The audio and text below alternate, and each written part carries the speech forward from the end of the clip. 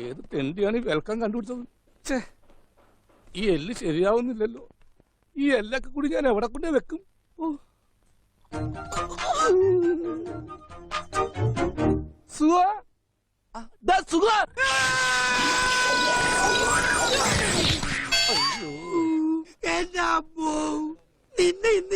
നിന്നോട് ഞാൻ പല പ്രാവശ്യം പറഞ്ഞിട്ടില്ലേ, പണിയെടുത്തോണ്ടിരിക്കുമ്പോ ഒച്ചത്തിൽ വിളിക്കണമെന്ന്. ഈ എല്ല് ശരിയാവില്ല. ഈ പണ്ടാരം എവിടെയാണെന്ന് ഫിറ്റ് ചെയ്യേണ്ടത്? നിന്റെ ഒടുക്കത്തെ എല്ല് എല്ല് പോയി.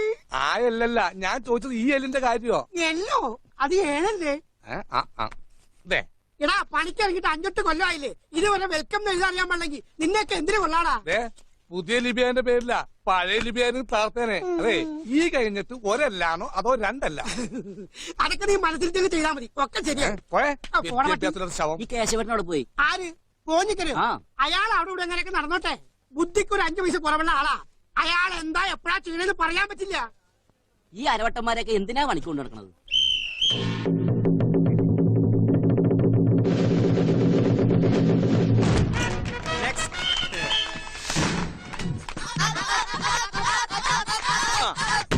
ഒരു വിളിച്ചോളൂ.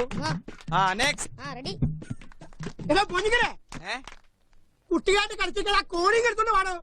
എന്തിനാടാ കോണി? വയറൊന്ന് മുകളിലേക്ക് എടുക്കാനാ. വയറ് മുകളിലേക്ക് എടുക്കാൻ എന്തിനാടാ? ദേ ഇങ്ങനെ ബ്രീത്ത് പിടിച്ചാ പോരെ.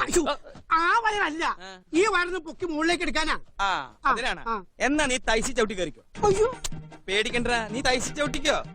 ആദ്യം തൈസി ചവിട്ടാ, പിന്നെ ഷോൾഡറിൽ കയറുക. അങ്ങനെയാണ് വിങ്സ്. 3 കൊല്ലം അടുപ്പിച്ച് മിസ്റ്റർ പോഞ്ഞിക്കര് ഇത് വെറുതെ അല്ല.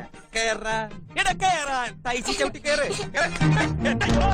ഇങ്ങനെ ഒരു കുരിപ്പിനെ ഞാൻ കണ്ടില്ലല്ലോ. ഇതിനെ നീ ഇപ്പിണ്ടാക്കിയതാണോ? പോടാ നീ പോടാ പട്ടി. ഓ,